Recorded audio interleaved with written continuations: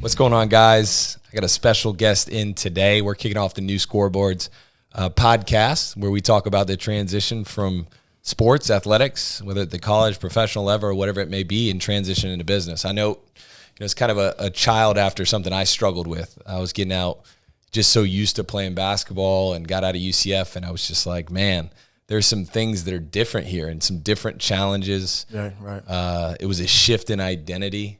So long you've been a basketball player or an athlete, and you kind of view yourself that way. Right. Now you're in this new world. So I kind of wanted to just create a platform with some guests that people that have been through that kind of transition and have their own personal experience on kind of what they struggled with, what they didn't struggle with, what we can learn from. Yeah. And then, highlight your story and be able to tell the audience who you are.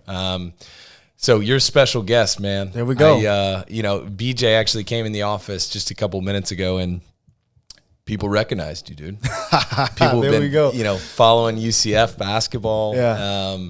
And I thought that was really cool. So a little bit about your career. By the way, thanks, man, for joining us. No, listen. So I've been seeing you on LinkedIn. I've been seeing it pop up, and here's what really got me. I said, man, listen, my guy Nick Patty's on. Right. It can't be that serious. Do you know Nick, by the way? So Nick doesn't know this about me, that I used to do this. So obviously Nick went to Dr. Phillips High School, right, back when Dr. Phillips football was rolling. I mean, they had Clinton Dix that played for the Packers. They had another guy named Demetrius Hart who eventually went and played for Alabama, and Demetrius was their best player. Hart, right? D. Hart was the best player in Central Florida, right? So I used to go watch Dr. Phillips football games all the time. And Nick was always running the show at QB, right? Yeah. So when he went to UCF, it was super cool. And then, obviously I was able to go to UCF. I went to Boone over near downtown, and we played Dr. Phillips in basketball a lot after he had left. Dr. Phillips used to push us around a little bit when I was like a 10th grader. And then 11th, 12th grader was no problems. No problems. Oh, you were doing the pushing. Oh, yeah. We were doing the bullying. We pushed, we used to push DP around, beat him in a district championship my junior year. And then my senior year, this is when they had Sean D. Brown, who played from Michigan. Yeah. He was a young player, and I think I had 44 on him. So I had to get my revenge on DP, man. I had to get my revenge. And Sean D. ended up graduating from TFA. Yeah. I went. Well, see, that's what I'm saying. I think I played a part in that, right? He beat up Dr. Phillips pretty good. And he said, man, I got to go to a smaller school. He pulled a LeBron, baby. He said, this isn't going to work. This isn't going to work. I get to TFA. Yeah, no doubt. So what year did you graduate high school, by the way? So I was a 2014 grad, same year as Joel Berry. So the top three for Mr. Florida my senior year was Joel Berry. He won Mr. Florida. Went to North Carolina. National champion, Final Four, most outstanding player, incredible career. I was second. I averaged 35 points a game my senior year for Boone. And then third was Grayson Allen, who played for Duke. And he was a Jacksonville guy? Jacksonville guy, went to Providence. He went to Providence. Yep. Yeah, Providence had some squads. Yeah, but we had a strong class. I mean, that was D'Angelo Russell was at Montverde my senior year. Ben Simmons was a junior. So, I mean, Florida basketball was really just popping. Yeah, specifically Central Florida, too. Think about all those guys you mentioned. Yeah, I saw you finish second in voting, and then you won 8A Player of the Year, the biggest classification. Yeah. Player of the Year. I mean, that's big time. Yeah, we just didn't make a deep enough run. So Joel's team, they won. He had already won Mr. Florida 2 years prior. Where'd Joe go to high school? Lake Highland? Lake Highland Prep. Yeah. He was a Lake Highland Prep guy, won Mr. Florida sophomore year, junior year, then he won it his senior year. And we were right there sort of neck and neck the whole way. And then my team got knocked out early in the playoffs in 8A, and then he went on to win the 3A title. So, I think if we had made a deeper run, I'd have had a better chance at it. But, no salt. He had a heck of a player. He was a heck of a player. Yeah. By the way, Nick Patty and I work together now. So he works. Oh, you guys work hand in hand? Yeah, Urban Young. He's the leader down there in Jupiter, man. And so it's been about a year since he came and started his own thing here. Yeah. So he's like, we grew up as like his brother and I as best friends. So Nick was always just a solid guy. You know what I mean? I always kind of just kind of from afar because our times never really crossed. Like when I got to UCF, he was leaving UCF, I believe. Yeah. My freshman year, I'm pretty sure he was out. But just from a distance, it was always like Nick was a solid, good guy. That's cool. Smile on his face. So he was one of those guys. I mean, when you're a young kid, you're like, people don't realize how much just the people in your community matter to you and just the good athletes matter to you. I mean, when I was a a JV player, seeing the varsity players play was like a big deal. Yeah, you know what I mean? I And remember that. being able to watch,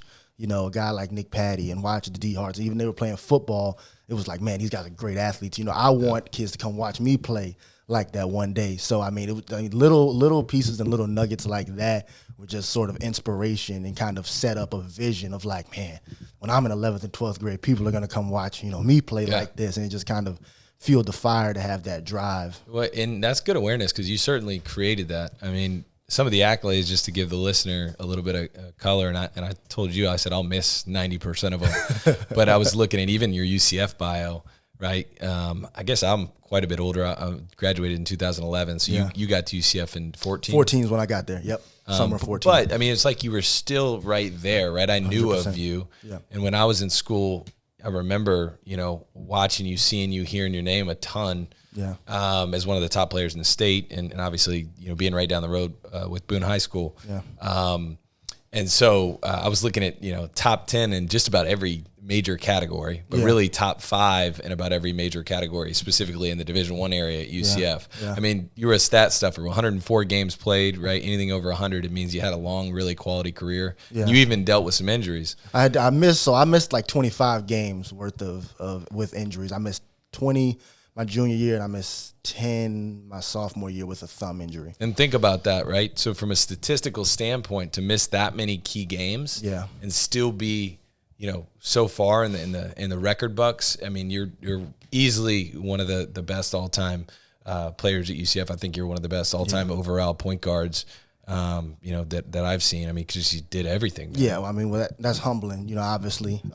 To be recognized like that, to be recognized in the community like that by Orlando in general, and it's kind of a two-pronged thing for me. It means a lot being from Orlando and representing UCF, in that way, and being able to be considered, not just one of the best basketball athletes, but one of our best athletes, in the history of all our sports. It matters a lot when you're from the city, when you're from the community, and number two, just being able to do those things and knowing that I had really good teammates along the way. I still have really strong relationships with the guys that I played with. Yeah. Because as you know, I mean, once you graduate, especially from college, I mean, when you go out into the real world, those are still the guys who are going to be some of your closest friends. The memories you made, the bonds you have are really special. So I just know for me, all the numbers and the records are great, but what I love hearing more is how I made people feel, right? Like watching you play was awesome. That was so inspiring. My son used to watch you play, and now he's on his JV team trying to do this, right? Or I remember watching you play against Cincinnati, and you competed so hard, right? It was such a great feeling, right? Because at the end of the day, at some point, nobody's going to remember how many points I averaged. Nobody's going to remember how many games our team won, but they are going to remember how you made them feel. That's a quote, man. I mean, what is that quote? It's like no one cares what you say, but they don't remember what you say, but they remember. And it's a real thing. I mean, it's a human thing, right? Yeah. There are people that we meet every day in our lives, and we're like, I don't remember what they said to me, but when I see them, I have a good feeling about them. And it goes the other way too. If you don't treat people properly, if you don't treat people with respect, they remember that. They might not remember exactly how you told them off, but they're going to remember. It's going to resonate with them differently. That something inside just doesn't sit right. So that's why I've always been someone who no matter who it was, if I'm approached with respect, I approach other people with respect, and always want to leave off on a positive note, right? Because I want people to have a good feeling about me when they see me. Man, that's very insightful. And yeah, I mean, the way I view you too, like you and Keith Clanton specifically were two top players where like UCF and Central Florida, like we've had a lot of talent come out of Orlando. Certainly. But a lot of times they'll leave. They'll go to UF or Miami or even schools out of state. And I just viewed you and Keith specifically being the people that said, you know what, I'm going to stay home and play for the local school, and I'm going to make something of this experience. Yeah. And so those are the top two names I can think of all time. So Jermaine was a local. Jermaine Taylor was a local. Over in Lake County. Yeah. But Keith specifically, I kind of have a similar story to as I had with Nick Patty. Keith Clanton used to play AAU basketball for Team Breakdown. They were one of the best AAU teams in the country. They had Kenny Boynton, who was a McDonald's All-American, who went on to play for Florida. They had Brandon Knight, who went to Kentucky. Went on to play in the NBA for several years. They had a really all-around awesome team, right? So I used to watch them play all the time when I was in middle school and stuff like that. And I mean, my favorite player was like Kenny Boynton. He was like such a star, incredible high school player. I mean, this guy could really go. And I used to watch them play, and I'd watch Keith play, and I'd see Keith at OCP, and, you know, Keith went to UCF, and I was like, man, you know, Keith was playing on the circuit. You would go to team breakdowns games, and you would see a Coach Cal, a Coach K, or Rick Pitino back when he was at Louisville. You would see Izzo, right? You would see the whole crew, and then when he made the move to UCF, it was like, playing for UCF really must mean a lot to him, right? Or else he would, you know, have gone to a bigger school. So that was always really cool. And then for myself, you know, in choosing UCF, it was kind of a path, you know, kind of a long story that I can tell about how I got to that point in terms of making that decision. Because when I got down to the end, I mean, I was being recruited by Florida. I mean, Billy Donovan sat me down in his office face to face and said he wanted me at Florida. Come on. This is after Gator camp. This is I want to hear that story, man. You're not getting up. Gator camp. No, I'm going to get there just to give like a little bit of teaser in the beginning, right? Billy Donovan sits me down in his office like he wants me at Florida. He already had Casey Hill in the 2013 class the year before me. But he's super like, man, I watched you play at Gator camp. You could be a great fit here, all this stuff. I had AAU season. I had Tom Crean when he was at Indiana at my games. You know, he was calling me. Tom Izzo was getting in there trying to recruit me at the end because they were really going for Tyus Jones, the Duke point guard, and they weren't sure they were going to get Tyus, right? So I was like their backup plan. Sure. But, you know, being Michigan State's backup plan to Tyus Jones, a future first rounder, number one point guard in the country, right? Not a bad place to be, right? But going back to the beginning, when I was in middle school, when I was in high school, I was short, I was chubby, I wasn't always in great shape. I always had a knack for playing basketball. I always had a good feel. I was pretty skilled. But my physical attributes weren't there. I was short. I was always one of the shortest players. I was never one of the most athletic players. I could never really outrun anyone, right? I was always a cerebral smart guy, but I didn't have that so-called it factor of athleticism at the time, right? So I went to an 8th grade camp when I was in middle school. It was in the UCF Educational Building. There was a scouting service for Florida who put on a camp, and it was like some of the best kind of local players, just really local 50 players in Orlando. And Joel Berry was at the camp. At the time, Joel was already probably 5'10", 5'11", in shape. He could dunk, right? I mean, he was a great athlete. I was 5'4", 150 pounds. So 5'4", 150 pounds on a 5'4" frame. You can kind of envision that I was a little pudgy, right? You could envision I was a little bit heavy. So, but I could shoot, I could play. I was small though. I was not a serious prospect. So I go to the camp. And Joel's just dominating, right? And he just goes on. I go through the camp, and essentially it's just a look over, right? Nobody really paid that much attention to me. 9th grade year, a lot of the same. I'm still 5'5". I'm at Boone High School as a freshman. I want to make the varsity basketball team. That's my goal. High aspiration, right? I want to be a freshman that makes the varsity basketball team at 5'5", 160 pounds. Highly unlikely, but that was my goal. I could still play. I had the ability to skill, the dribbling skills, the shooting skills, all that type of stuff. But I couldn't guard anyone, right? At my size and my speed. So continue on, play JV that year. I'm super disappointed about that. And there's 3 juniors that are ahead of me. I'm a freshman. There are 3 juniors that are ahead of me on the varsity team. So they're coming back for their senior year, right? And I remember after one of my JV games, I got like destroyed in the JV game by, I mean, a guy didn't even go on to play college ball or anything like that. Just to give perspective, to give it context. Where you were, where I was, right? This guy went on to, you know, I think he's an accountant now. Dude's in the insurance business. Yeah, or something. You know, nothing wrong with that, baby. But hey, you know, I'm saying he didn't go on to be a baller. So I was playing, destroys me, and I get in the car. I'm super disappointed, and my father always held me accountable to the utmost extent, right? I've always had that in my life. And I'm just sitting there talking, and I'm like, man, you know, maybe we got to go to a different school. Like maybe I got to go to a private school or something because I got to get out of here because they got 3 juniors in front of me on the varsity team, and I'm getting beat up on the freshman team or JV team as a freshman. And my dad's like, you're not going anywhere. You're not leaving. So if you want to play, you're going to have to get better. Wow, I love that. You're going to have to get better because we're not running. Line in the sand. Sand. Yeah, this is it. You're not going to a different high school. You are at the high school you are zoned for. You went to the same elementary school for 6 years. You didn't complain then. You went to the same middle school for 3 years. You didn't complain then. But now that things aren't going your way, you think you're going to leave. It's not going to happen, right? So that summer, I committed myself diet-wise, I committed myself to getting in the best shape I could ever be in.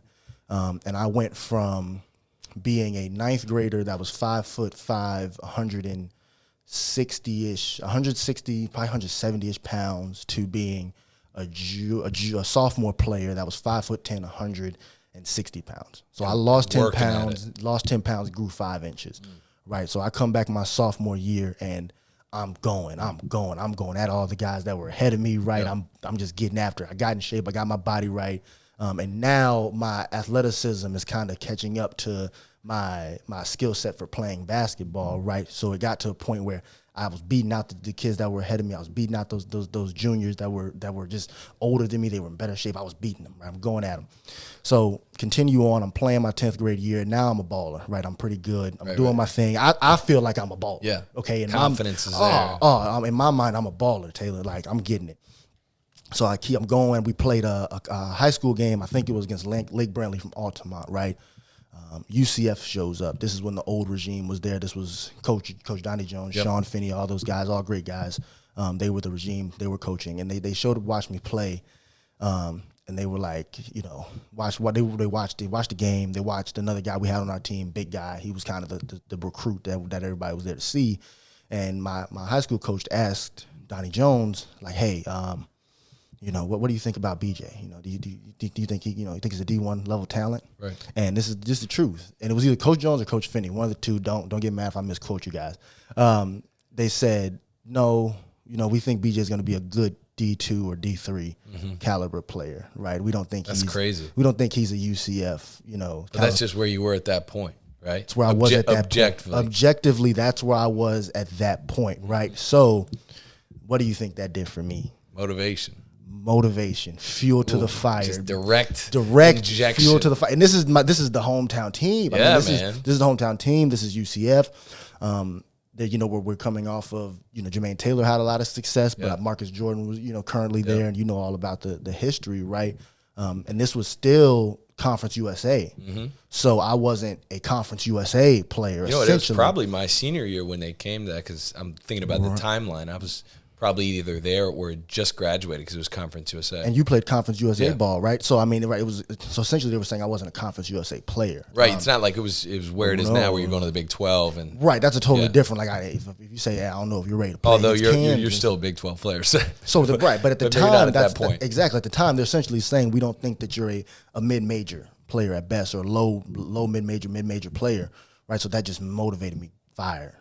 I go back, work harder. Spend that whole summer. I go through that sophomore summer. I played really well in the AAU circuit. Did really well. What AAU team you play on? I played for Austin Rivers' team. It was his Austin Rivers each one teach one. Yeah, team. okay. So I played on his team. There was 2 separate teams. There was one team that was essentially the A team, and there was the B team.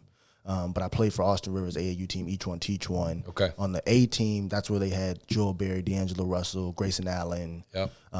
That's the next year was when they had Ben Simmons, Antonio Blakeney, a lot of really good players. On my team, we had me, and we had a couple other guys. So it was a totally different sort of circuit, but it helped me develop. Yeah. To continue on. Junior year, I come back in high school, and I'm better, right? I've gotten stronger. I filled out some, and now I'm like, this is the year where I'm just going to take off, right? This is the year I'm going to put the whole state on notice, and I'm going to put the country on notice that I can really do this. Played a game against Lake Highland Prep against Joel Berry. Yep. So Coach Larry Nager from Miami comes down to that game. UCF is at that game. A lot of college coaches are at that game because Joel was a big-time recruit, right? So I played really well. Woke up the next morning. We lost. I think I had like 25 points. Woke up the next morning, had a voicemail from Coach Larry Nager from Miami. He's like, hey, BJ, watch play last night. Give me a call back when you can. As a player in high school, you're like, come on, yeah, there we go. Let's see what he's talking about. So he calls. He's like, yeah, I really liked you, and I want to extend you an offer to Miami, right? Miami's an ACC, right? So from there, it just kept going, right? I kept taking these steps each and every year to become a better player, I went through that entire AAU summer after high school ball, and just had more and more offers. That's when the Billy Donovan came into the picture from Florida. That's when Izzo from Michigan State came in the picture. Tom Crean, Virginia Tech, Lehigh was really one of my top options, because that's when C.J. McCollum was leaving. Yeah, he was nasty. Right. So, I mean, C.J. McCollum was the best, like, just and to say, like, if you want to go somewhere where you're going to get a great education, but also you can ball, I mean, coming off of that, and his name was C.J., my name is B.J., it was like, it was perfect, right? So I was getting recruited by them, and they were saying I could be their next C.J. McCollum, right? Had all these offers, had all these big schools, big names, right? Come around the end of that summer, my junior year, UCF comes back. I was going to ask when they came back. UCF comes back to my high school coach, or it was a high school coach, maybe the AAU coach, and they were like, "So, you think BJ will like come to the campus maybe and just have a talk with us? Because we know he's got a lot of offers now, right? So keep in mind, this is 1.5 years after." They told me I was not a mid-major caliber player, and now they felt like they weren't going to be in the picture to get me, right? So really, UCF had kind of stopped recruiting me, right? To an extent. They had stopped. They had really kind of given up, and I went through the process. I had all these schools, like I said, the big names and different things like that. But for me, it was like, you know what? If I go to UCF and we're able to turn this thing into something special, it's going to mean 10 times more, not only to myself, but to our community and to everybody who's in the Orlando community, right? Because one, the UCF, the brand had never been huge, right? We never had a huge brand. We had a lot of successful players. We've had some really good teams, but the brand of it was never promoted to the level that it should have been, right, in Orlando. And that was something that I was like, man, if we can go there and we can make this thing something big. Part of it was probably like delusional high school kid thinking that one player was going to go in there and turn the whole thing around. But I had that vision going in that was what I wanted to be a part of, and that's what I wanted to accomplish. I didn't want to be another cog in the system. You go to UF, you're a cog in the system. Yeah, we can run down the list of incredible players. We can run down the list of accomplishments, right? If I go to Michigan State, we can go down the another list. guy almost. Just another guy, you know? And I mean, that's great. You be a part of a legacy, but you're not creating a legacy. You're just joining a legacy, right? I wanted to go somewhere having this be my hometown. I wanted to be a part of building a legacy. I'm going to ask you, and I want you to finish. Where did that come from?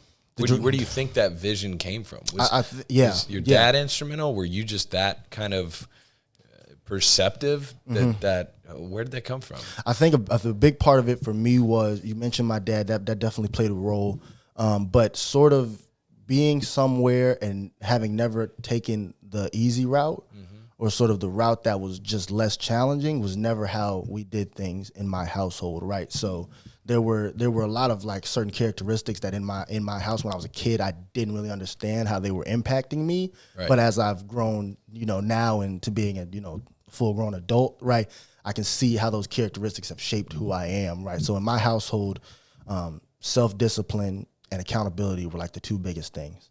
You had to have an incredible level of self-discipline, and you had to have a surrounding community of one or two individuals who were going to hold you accountable for what you said you were going to do, right? So, and with that being said, I knew that going to UCF would be a challenge, but I knew that I had a support system, and it wouldn't be something new to me having gone through the challenges that I went through. When I tell you my story about how I went from being an 8th grader that was just an average player to where I am now, when you run down my accolades and the things I've done, right, I'll always reflect on like how far of a journey it was to get there. Like if you had told somebody that all those accolades, those numbers, the things I was able to accomplish when I was 14, they would have been like, not that BJ Taylor. Like you must be talking about somebody else, So I know the challenges that I went through to get there, and I just understood the sort of process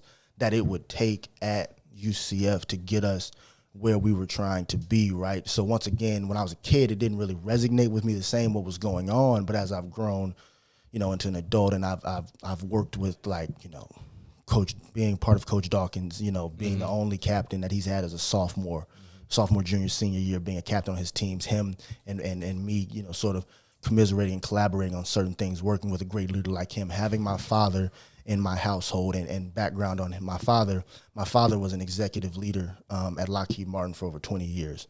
My grandfather was in the military, so you can see where where this structure and the sort of discipline came from. So again, when I was a kid, I didn't really get it the same, but as I've gotten older, I've sort of realized how much being process-oriented really helped me become a better basketball player, right? Like, it wasn't like okay, BJ, you just got to get better. It was like, okay, so what are you going to do to get better? I know your goal is that you want to be a college athlete, but how are you going to go about that, right? So it would be broken down into small steps. What are you not good at? This is him holding me accountable. Well, you're not good at going left, right? You can't go left. You don't make left-hand layups. He's like the voice of truth, right? The voice of truth to the utmost degree, right? I mean, whether you want to hear it or not. Whether you wanted to hear it or not. And he would say it over and over and over again, to where it was like, okay, I get it. But again, it was just step by step by step. This is what you need to do to accomplish what you're trying to accomplish. So you're not good with your left. So you need to go outside in the driveway and dribble back and forth with your left hand for 30 minutes, right? Yeah. And the best thing about my dad was he never made me do anything. Never. He never once like, BJ, this is what you have to go do. So it was never a situation like that. He was great about sort of highlighting the consequences of not doing it, right? So you say you want to be a college player.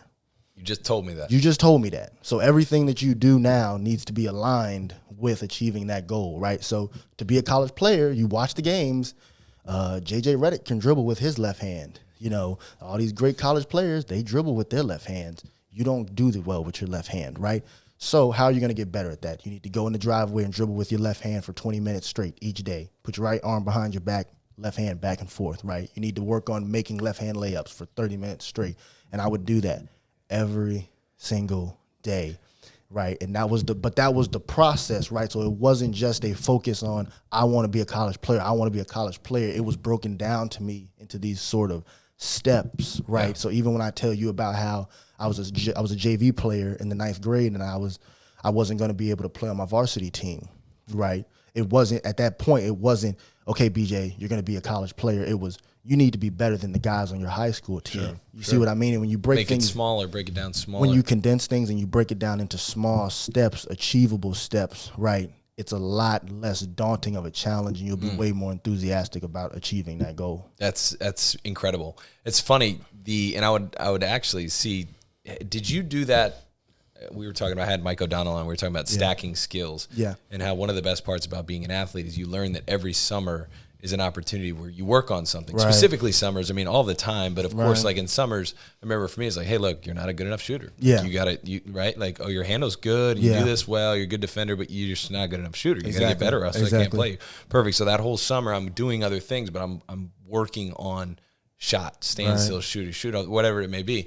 And we called it stacking skills. And we were talking about so many people in the professional world, when they make that transition, don't even realize that that's a skill set that they've developed. Without question. Right. So I was just curious to you, did you do that throughout your basketball career? And then how do you play with that now as you're doing it professional? Yeah. So, I mean, I think the biggest thing for me is that no matter what I'm doing, whether it's playing basketball or whether it's working in a corporate setting like I work now, number one, I'm always focused on being the best at whatever it is that I do.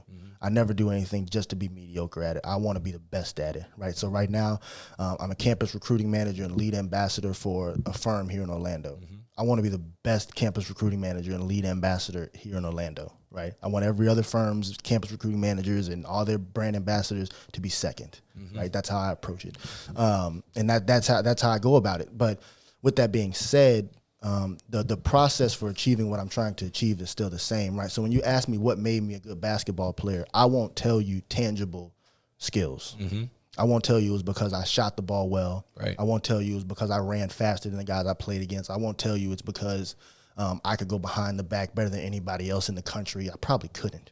The things that made me a good basketball player were work ethic, self-discipline. I held myself to a very high standard when it came to accountability. I had a community of accountability, and I had a vision for what I wanted, not only my career to be, but for what I wanted UCF to be. Yeah. So that always motivated me, right? But those aren't basketball-related things. Work ethic, self-discipline, accountability, self-determination. Those aren't the things like that. Like I could tell you that's what I do, and you'd be like, so what industry do you work in? What do you do? What I mean? That doesn't tell you anything. But no matter what you're in, that's what helps make you successful. So essentially, you can take that same framework to whatever you're doing. And that's what I do. And just apply it. And it was interesting is watching you play for – I feel like I watched your whole career. I had a you were right there. spot on the sideline from this game one to the finish. Yeah. And by the way, for those that don't know, the finish of your career was incredible. I mean, I almost get chills talking about it because when you talk about the intention that you had to go to UCF, that you had this vision about making UCF basketball a little bit more relevant locally, nationally. And that last game against Duke and Zion Williamson and RJ Barrett. On the biggest stage in the second round of the NCAA tournament, and before that that was the first at-large bid UCF had ever earned. And God, talk us through that, man. Almost knocking off Duke, number one Duke. You had a shot to win it. I thought it was going in. I was like my stomach. I wanted to puke when it didn't go in. I felt so bad for you guys. And the Duke game was a culmination of a long, arduous journey, right? So like I said, breaking things into small pieces and sort of having these goals for success, right? So you recall the first year that we got Coach Dawkins in there. This was my sophomore year. This was Taco's sophomore year. We made it to the NIT Final Four. Madison Square Garden. When we made it to the Elite Eight game at home, that's the game that sold out in CFC. Was that Illinois? That was Illinois. That was like one of the highest attended, if not all time. All time. After we won that game, UCF and our fans stormed the court. That was insane. We were going to the NIT Final Four. You would have thought we were going to the Final Four. I was in the building. I remember. We stormed the court, right? But that was just a huge moment for us there, having been through the challenges we had been through the years prior, right? We were not a successful team the years prior. So having that achievement was incredible, right? So one, it was huge because we celebrated a relatively small achievement like it was huge, right? We celebrated. Keyword relatively, right? Relatively. For us, it was a big deal for UCF, but it wasn't a big deal to University of Florida. They would never, they would be disappointed the entire time. Yeah, they'd be like, we're going to NIT. Right, we're in NIT Final Four. Are we even going to watch? But there better not be a good movie coming out. Exactly. So, I mean, for us, though, we celebrated. It was huge. Our fans got behind it. We were very enthusiastic about it.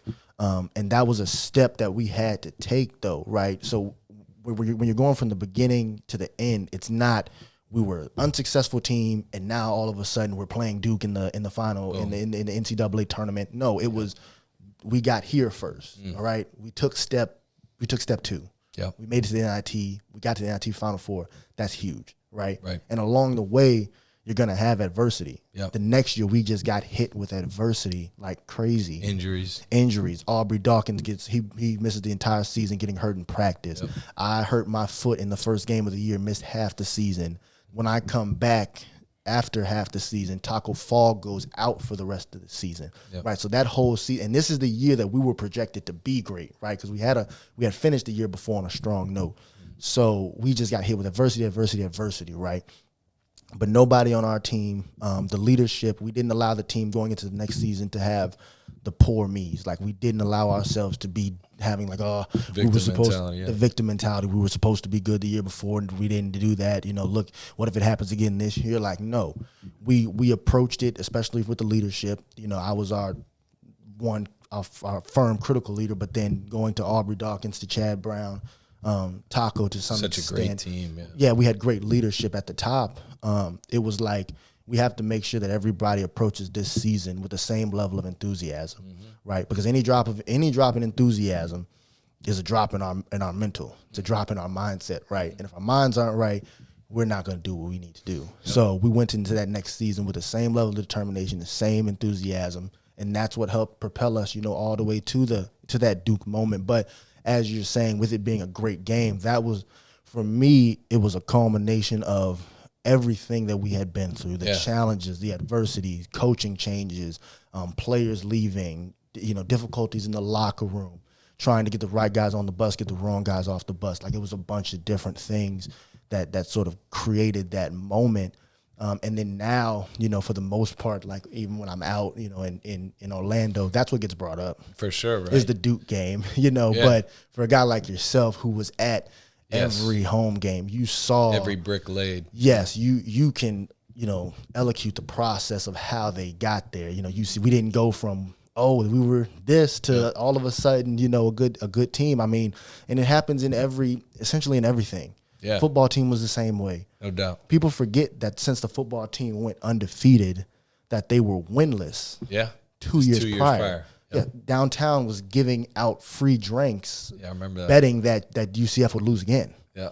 I mean, so the turnaround, though, right? So, like, failure is only a failure if you look at it like a failure, right? There's a lot of lessons to be learned. Shaquille Griffin, Shaquem Griffin, the twins, they were on that winless team. Mm-hmm. I don't think that the team goes undefeated if they hadn't been through that, right? Yep. They learned, when I talk to those guys, they learned so much from that team about, like, this is what it looks like to be unsuccessful. Yeah. Seeing what it looks like to be unsuccessful can help you see what it takes to be successful. So, yeah, I like that too. Like you said, it's basically like the science of achievement is this process. Like you said, we didn't, UCF wasn't at a 0, but it wasn't at a 10. So it didn't go to 0 to 10. There were steps in the process, and it wasn't always up and to the right. Like for you specifically, you dealt with injuries. Yep. And then you come back and you're supposed to have all the leaders back, and then you deal with injuries, right? Yes. So it's this dip. That left way more to be desired in that season. Then you have this moment. But yeah, I remember the Duke game specifically, which, if you're listening, you don't know what that game is. That's easily one of the best NCAA tournament games ever played, in my opinion. Yeah. Because I remember just the fluidity of the game, the talent level. It was just a really good quality game. Right. And you had the Coach K versus, Dawkins. Yeah, you had Coach K versus Coach Dawkins. Aubrey Dawkins playing out of his mind. You had Zion Williamson, who's known as being an incredible dunker, going against the largest player in the sport who stands right in front of the rim. I remember it was like play one, Taco, I think, dunked on everyone. Yeah. And you were like, okay, and it was so funny because knowing what I know about that team, and this speaks to what you're saying about when you guys were in that game and it was clear that this was going to be a good game. Yeah. A lot of times somebody will watch a game like that because they'll know the Duke brand and they won't know the UCF brand. They're like, oh, give it time. This won't be a game. And I'm like, no. It's going to be a game. This team's legit. Like, this isn't a fluke. This is, if these guys played them 10 times, they'd probably be in the game at least 7 or 8 of them. Yeah. So, and so it was just so fun to watch that game. And I just remember big shot after big shot. Yeah. No, it was incredible. The moment was incredible. Playing in that game, when we were in it, you're going play by play. So you know you're in a great game, but you're just trying to win. Yeah. At the same time, it's a basketball game. It's a basketball game, so you're just trying to win. And then after the game is over, and you see everything that kind of became of it, and you have a little bit more time to get a little emotionally sort of removed. You can see how much of an impact it had. I always leave that game with a great sense of pride, knowing how much prominence and attention and visibility we brought to UCF. I feel like it did the job of your vision, right? Yeah. Like your vision, that was like the way to cap it off. That was enough of like, exactly, job well done. Exactly. You did out what you said you wanted to do. Exactly. And there's so many factors that allowed it to happen, but certainly you staying the course through all the adversity we mentioned. Yeah. What a good life lesson too, because now you're starting in a new career, right? Exactly. You mentioned what you're doing now, and even going back to stacking skills and taking inventory as a basketball player, because that's something I value so much, even in what we do. Like it could be anything, sales, marketing.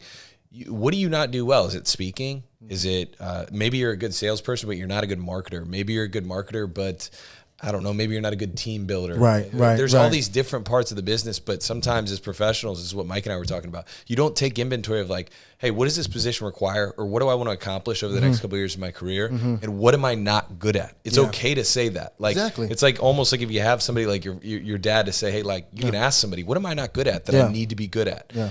What are you working on right now? Where are you at in that life cycle as you're making the transition? What's tough? What comes easy? What are you finding out? Well, I think the first part, transitioning into athletics is obviously corporate environment is different from the athletic environment, right? So you can't physically impose your will on another person. Sure. Right. I can't get out there and guard you, Taylor, and actually stop you from doing a better job. It's all going to come from my mental. It's all going to come down to studying more. It's all going to come down to speaking to leaders who have done something like this before and really taking sort of that inventory. But in terms of what you were saying about the kind of highlighting what you're not good at, I think the first part of it is you have to be willing to acknowledge that you're not look in that mirror good at it. Yes, you have to be able to acknowledge that this is not something that I'm good at, right? Because everyone has flaws and everybody has something that they can improve on, even the best individuals at whatever they might do. If you're great, like you said, if you're a great salesman, right? Well, you might not be good at actually marketing the product, right? You can sell it, You might not be good at getting it in front of the people, Yep. right? So things like that. But the second part is you have to have somebody, one, who you know cares about you, because if it's a person that you're speaking with, if you're not sure if they care about you, you're not going to be receptive to what they're saying. Sure. So you need somebody who you know cares about you, that's willing to give you honest and critical feedback. Critical. It has to be critical. Like it has to be borderline. It's going to be criticism. Yeah. Right. And I know we're in an environment now where, it's everything is kind of like it's rose colored glasses and Soft. everything is good. Yeah. I mean, everything everything has to be said very tactfully, like, hey, I think you could get a little bit better here. Right. I'm not saying you're bad, but and it's like, no, sometimes a lot of times you need somebody in your life who can just say, BJ, yeah, you need to improve on this. And if that's somebody like you saying, I call it earning the right. If they've earned the right through the trust and you have the respect, somebody can say almost anything as long as they're respectful and they've earned that right. Yeah. And if you're asking them, right? Oh, say, 100%. Hey, like 100%. I think more 100%. people should say, hey man, I really want you to be tough on me. I know your tendency is going to be easy on me because I know you think a lot of me, but I need you to tell me clearly what I could be better at. Yeah, no, right. And clearly is a huge part of it, right? Like whatever it is, whatever you're doing, right? So in my new role, like I said, as campus recruiting manager and lead ambassador, I make sure that it's clearly defined what I'm expected to do. Because if there's ambiguity is not good. Yes. Ambiguity leads to a bunch of, well, I didn't know that, or well, I thought you would already have understood. No, if it's clearly defined, just like on a basketball team. Yep, like expectations. I expect you to get the ball across half court without the ball getting stolen, right? The quarterback, I expect you to get us out of the huddle at this amount of time, right? And get us to the line of scrimmage. Same thing in the corporate world and the business world, right? So BJ, what are you expected to do? Is it metrics based? Is it objective based? Whatever it is, we need to be able to sit down and look at it and say, this is either on par, you're exceeding expectations and we can raise your expectation, or you're underachieving and we need to figure out why you're underachieving, right? We need to develop you on those things. And that's where, as the employee or the listener, you have to be willing to be receptive to that sort of, teaching, to that coaching, to that feedback, right? If you truly want to do the very best that you can at your job, right? That's a challenge. That's a challenge because it's human nature just to survive. It's not human nature to thrive. Isn't that funny? I was listening to a podcast the other day that the brain is wired for survival. It's not wired for success. No. You have to literally rewire it because your inkling is going to be comfort, survival, fight or flight. That's it. That's how it was initially, right? So as humans, you have to set up a system where if you want to achieve great results. More than survival. More than survival. You have to set up a system where complacency is not, where you fight complacency. Complacency will not come into play because you're set up in a system where this is how well you did.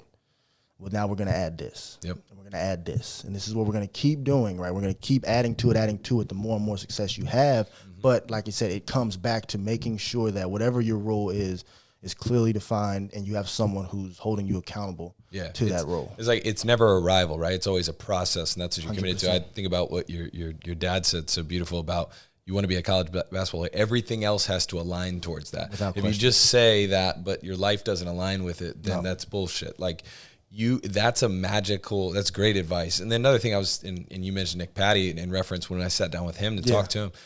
I don't know, man. I think athletes just get that. They want the feedback. They're coachable. At least that's how I was. I was coachable to the point where you're not giving me enough. Right. You need to be harder on me or be more clear with me in expectations because I want to know exactly what they are so I can not only meet them but eventually exceed them. Yeah. And if I don't, I'm going to be lost in this subjectivity land of, and especially in the corporate world where you're like, okay, like, am I the boss's favorite? Am I going to be up for the next promotion? Like, give me what the role requires, and I want to go out there and execute it. Yeah, and that's the thing. I mean, the better the player that you see or the better the individual that you see in any industry, they usually have a great mentor or a great coach in their corner because nobody gets there alone. Man, I had this conversation. Somebody was indicating that they were self-made, and I was like, nobody's self-made. Nobody's self-made. And if you were quote unquote self-made because you maybe come from a background where like financially you made it on your own, there was somebody in your life that mentored you. 100%. You know what I mean? 100%. Even to the extent of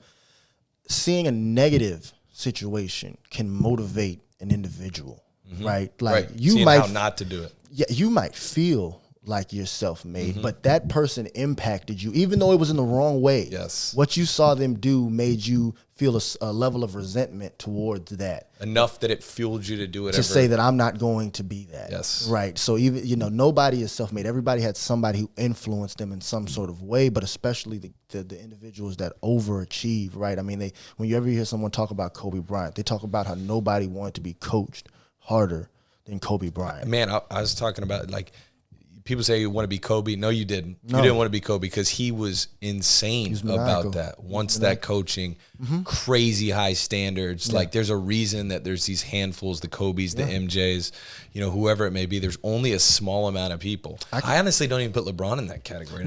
I have a great story about that through Coach Dawkins. I don't think he'd mind me sharing it. He's told it a lot. This is the Redeem Team, 2008. This is the first time that USA is really committed to getting USA basketball back on track. So they have Kobe, LeBron, D Wade, Dwight Howard, really incredible players on one team, right? And Coach Johnny Dawkins is coach at UCF who coached you, and at this point he's the assistant, led by Coach K on that Redeem Team. Exactly, he's one of the assistants on the Redeem Team, right? So they get over to where they are overseas, and Kobe says, hey, hey, Coach Dawkins, can you work me out tomorrow morning? I just want to go through some stuff, right? So they wake up, it's like 5:30 in the morning. They're on the court at 6 a.m. The coaches have the USA basketball coaches have a team meeting at 9 a.m. They get on the court. They started at 6 a.m. Sure. He says Kobe went through a full speed workout all the way through to 9 a.m. And he said Coach Dawkins is looking at his watch like, man, this coaches meeting is coming up. He says he was passing so long his wrists started to get tired. And he said Coach Dawkins is working with him. He's working with him. He's passing the ball. He's feeding him passes. And Kobe's just shooting and going through his workout, full speed, right? Asking Coach Dawkins, what are you seeing? What are you seeing? He was doing a drill where, and you make 10 shots at each spot. You have 10 total shots at each spot. He was trying to make 50 out of 50. What? He was going 47, 46, 48, 47, 46, 48. And for people who don't play basketball, he's already doing incredible. Right, he's doing amazing. So it comes around to like 8:58, 8:59, and coach says, I told Kobe, man, listen, I gotta go. I gotta get to this coaches meeting, man. I gotta head up out of here. He said he never had another man look at him with so much disgust. He was just like, what do you mean? What do you mean you have to leave? I'm working out and I'm still going. Coach Dawkins said he never felt so bad about leaving a workout. And now this is Kobe Bryant, the four-time champion. Yeah, this is prime. He's nothing to prove. Yeah, this is 81 points already, and he's playing in the Olympics with a team of superstars. And this is how he was approaching his workout. And typically in the Olympics, you have guys that may not play. Like this the time is off season. Yeah. Maybe you're trying to get some rest, and he's here just savage. Not him. He was getting after it. And he said that, I had never seen somebody work out that intensely for that amount of time for that long. And he said it was never left up to questioning about why he was as incredible as he is. And I mean, that's just an extreme example of work ethic, right? Yeah, and the point is he worked out that long for that amount of time, that intensity, at a point where it wasn't even expected, wasn't even foreseen. He was incredible. Yeah, he had max contracts. I mean, he had more money than he was one of the richest players in the NBA at the time. Like you said, 3 championships already, maybe 4. This might have been the year after they had already beat the Magic for his 4th title. He's the best player in the world. He's on a team of the other best players in the world, where essentially he's going to be able to chill to some extent. But for him, it's a mentality, it's a mindset. It was he never felt like he was as good as he could possibly be, and he was just going to push the limits on that, right? So it was, and I mean that's another huge lesson within itself, right? If we challenge ourselves, right? Like if I compare myself to Taylor's basketball game, all due respect, I was a little better. They're a little better than you, T. For sure. But just because I'm better than you, that doesn't mean I'm the best version of myself. Right. But if I just look around and look around like, oh, well, I'm better than T, so I'm good. Yeah. And then you leave all of this right. left But to you, be desired but about you your could career. be the very best that you are. Yeah. You could be the very best player that you are, Taylor. Very best. Yeah. And you're doing everything you can do. Yep. You're good. You're achieving everything that you can with your potential, right? So success is not the same for everyone, right? Your best isn't my best. It's a moving target. Yeah, my best isn't your best. Yeah. It varies depending on. And it literally is this quote that somebody gave me, a great coach and mentor, Stan Picavage. I don't know if you know Stan or of Stan, but he's like a local Orlando legend, went on to play in the NBA, all-time Auburn guy. But he gave me the pyramid of success, John Wooden. You've probably seen it, you know. And it says success is a realization. I'll butcher the quote, but it's basically insinuating that success is your belief in knowing that you did everything it took to be your best. Exactly. Right? There's no like level of like, hey, I've arrived here, so I'm successful. It's this never-ending understanding of your potential, your desires, what you want, and then aligning towards that. And I love that I learned about your career. I mean, I always just saw you as a guy that was just like, hey, this is one of the top guards in state. Yeah. He scores a ton of points. Yeah, that's why I get a lot so of I didn't know that there was this 8th, 9th, 10th grade adversity. And I love that how much it fueled you and that you're open and honest about like looking at that. And I even think about Kobe's story completely differently. But if you know his story about how it actually didn't come easy for Kobe, right? No. You remember that story about in Philly, the summer league, where he scored 0 points all summer league? Then he came back the next year and just dominated. Certainly. And so it was almost like that part of him he never forgot, and it drove this just ridiculous work. And I mean, and there's everything, especially now with all the resources that are out there, especially for not just for kids that want to play basketball, but for anyone. There's so many resources out there, and there's so many people that you can get in contact with. I mean, that is one of the best things about social media. You can get in contact with anyone, anywhere, at any time and they very well may respond. Right? Your access to information now is insane, right? So there really isn't nothing that if you're willing to commit and dedicate to getting better at it, there's really no excuse why you don't get better at it other than a lack of self-determination to really go after it. Yeah, but see, you can tell you believe that, and that's a mindset of why you are who you are. One thing I want to wrap up with too, and I'm really enjoying this conversation, so I'm sure we're going to have you back. I don't want to honor your time. Is tell me about this analyst thing, man. I know you've been doing some games for ESPN. I know you're plugging in on local radio. And just, as somebody who has some little small version of that, I always call radio games, and you're on the other side calling TV now, and I love to see that. I haven't been able to watch a game because I'm always doing the radio, man, but I hear you're doing a great job. How did you get in the analyst gig? And tell people about, what you're doing. Yeah, so the analyst gig sort of came along with, while I was playing at UCF, whenever I did interviews, essentially all the media would always tell me I was a great interview. They always would tell me I had great information. Which the media loves a great interview. They love a great interview. Keep getting BJ back, because he's a great interview. It got to a point where, like a lot of times they would reach for me. Like, if we want something good, let's get BJ. We'll speak to the coaches. They'll give us strategic, but BJ will give us the goods. So it was always like, you're a really good speaker, and when you're done playing, they would always tell me, whether it was, ESPN or CBS Sports or whoever, they would always be like, man, when you're done playing, you should get into the broadcasting. Right. So once I had finished playing early in 2021, I was just trying to figure out what my next steps were going to be, what I wanted to get involved with, and I was just I started doing another podcast with these Knights. I can't remember the name, but they're great guys. Sure. But I did it's with Adam Eden, Trace Trilco, some of those guys, and I was just showing up on their podcast, and it was getting a lot of like Twitter buzz about. Everyone was like, "Yeah, get him in the booth, get him on, get him on the games." And I was doing a weekly spot with Brandon Kravitz on radio. I'm with him on Fridays at 5 as well, and I was just going, doing this stuff, and then they were like, you know what? We're gonna reach out to Major Howe. And Major Howe is one of UCF's lead production for games. I had a meeting with him, and he was like, you know what? I'm not even gonna run you through an audition. I think you're ready to do a live game. So I was like, okay, all right, Major, let's do it. So I hopped on the game. I think it went pretty well. Got a lot of really good feedback, and did a couple of UCF games, as you know. And then now I'm already in contact with the lead ESPN producer and just trying to figure out what we can do for next season.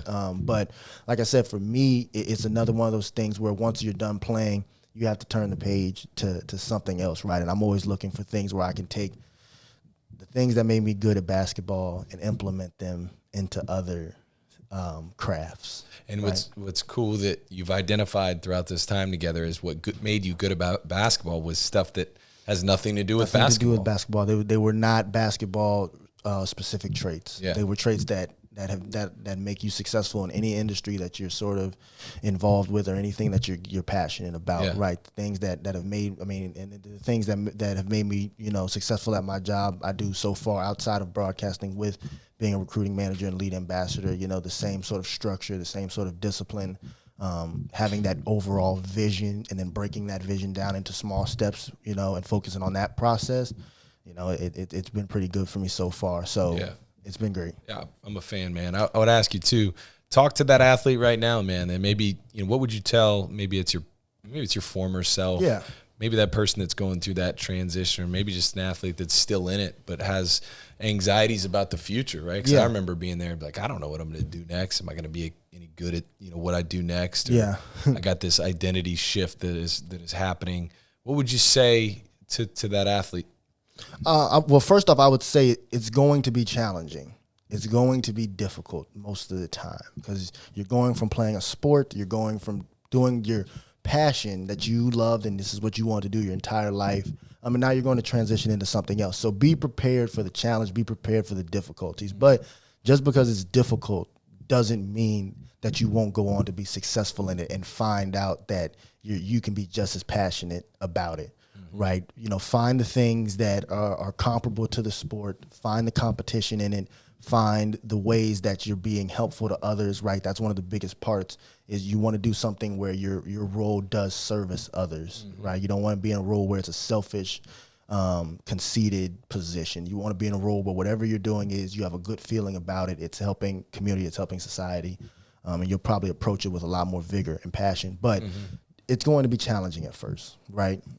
I'm a full disclosure guy. Yeah. Full disclosure. It's going to be challenging, but just because something is challenging doesn't mean you will overcome it. Yeah. And if you're willing to commit to whatever it is outside of sport, whether you want to go into music industry, whether you're going into corporate America, whether you want to go into nonprofit, whatever it is, just always have a vision for what it is you want to be, and whatever your long-term goal is, and break it down into small pieces.